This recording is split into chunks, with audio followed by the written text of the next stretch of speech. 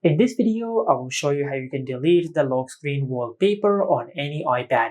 Now, to delete the lock screen wallpaper of your iPad, first of all, just go to the lock screen, then tap to hold on the empty space on the lock screen. Now, it might ask you to enter the lock screen passcode, but after you do that, you will enter into this section.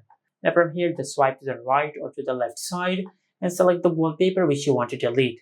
For example, let's delete this wallpaper. Now, after you select the wallpaper which you want to delete, now just swipe up on the wallpaper which you want to delete and tap on the bin icon. Now just select delete this wallpaper. Now just do that for all the wallpapers which you want to delete. Just like that.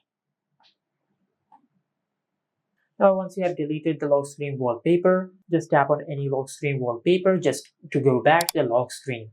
From here, just swipe up and go to the home screen. And as you can see, this is how you can delete the wallpaper on the lock screen of your iPad. And this is it. Make sure to like, comment, and subscribe. Thank you for watching.